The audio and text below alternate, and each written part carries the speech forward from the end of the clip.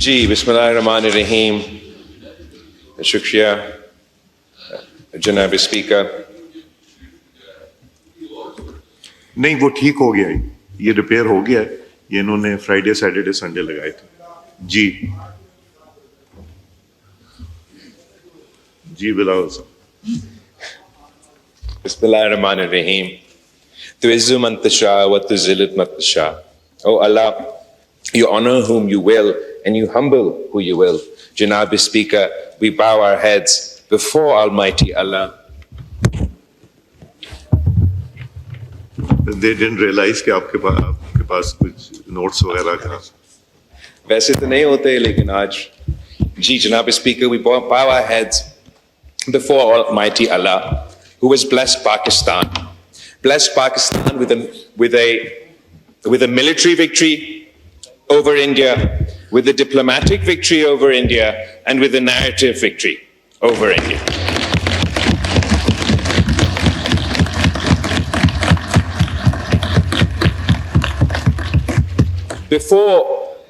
Before I speak on the budget and the responsibilities the Prime Minister entrusted me and my committee post-war on the diplomatic and narrative front, I must turn to our neighborhood, to what's happening in Iran.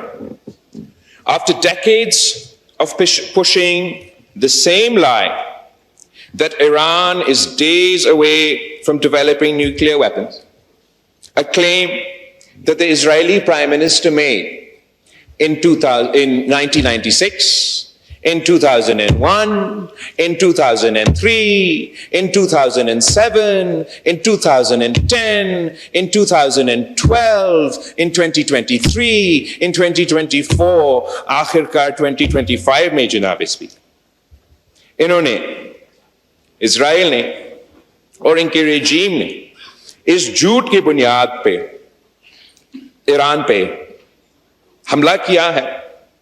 हमें इस हमला का मजम्मत करते हैं।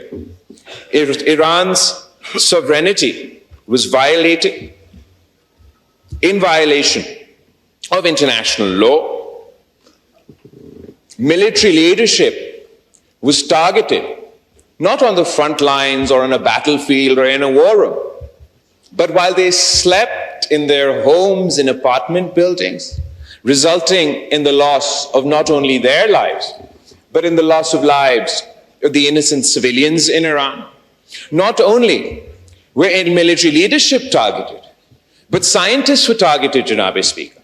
Journalists and media institutions have been targeted, Janab Speaker. And sabse bharkar, the most egregious attack is that in violation of international law on nuclear facilities. Any attack on a nuclear facilities is not just a potential nuclear attack on Iran. For खुदा ना खास्ता अगर उस nuclear facility को नुकसान के नतीजे में कोई लीक होता तो वो उसका नुकसान सिर्फ ईरान तक महदूद नहीं होता. It would have consequences for all neighboring countries in the region, including Pakistan. तो हम इसको सख्ती से इस बॉम्बिंग को, इस हमला को कमज़ामत करते हैं. Yesterday, Janab Speaker, the United States conducted a more expansive attack on Iran's nuclear sites, and the Israeli government is forcing the United States public into a war that the people of the United States do not support, once again based on a lie. The same lie that was peddled before the American public before the Iraq war in 2003.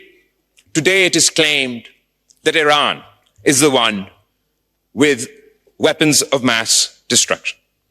We strongly and vociferously condemn the US strikes, and I call on the government to mobilize their foreign minister, who should try and create a group of like-minded foreign ministers who not only oppose this conflict, but who are at risk, severe risk to themselves, their people, if heaven forbid any of these strikes on nuclear facilities were to result in a nuclear leak.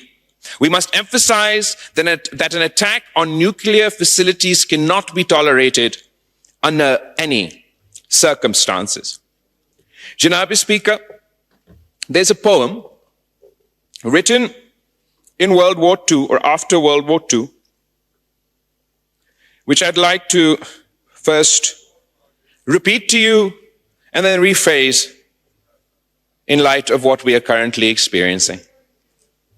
First, they came for the socialists, and I did not speak out because I was not a socialist.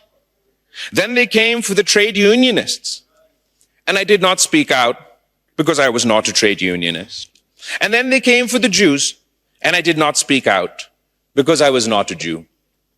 And then they came for me, and there was no one left to speak out. ये एक pome है, और जिस शख्स ने इस pome को लिखा वो पहले उस रिजीम का नाजी रिजीम का एक हमायती था, फिर क्रिटिक बना और आखिरकार उसको भी कंसंट्रेशन कैंप में डाला गया. इस अक्टूबर से लेके, since October last year, we've seen a genocidal, apartheid imposing, expansionist regime conduct an ever-expanding war, which has the potential to drag us all towards World War III. This time, first they came for the Palestinians, but the world did not speak out because they weren't Palestinian. Then they came for the Lebanese, but we did not speak out because we were not Lebanese. And then they came for the Yemenis, but we did not speak out because we're not from Yemen. And now they have come for Iran. If we do not speak out, Mr. Speaker, there will be no one left when they come for us. The Israeli regime's aggression across the region must be stopped.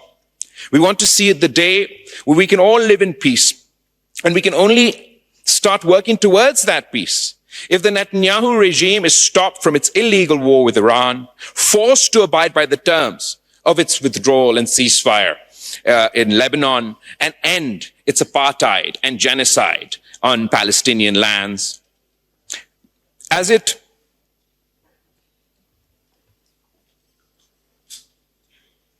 continues to bomb Iran, the world must not forget that this Israeli regime, this Netanyahu regime, is currently carrying out the forced starvation of Palestinians in the Gaza Strip.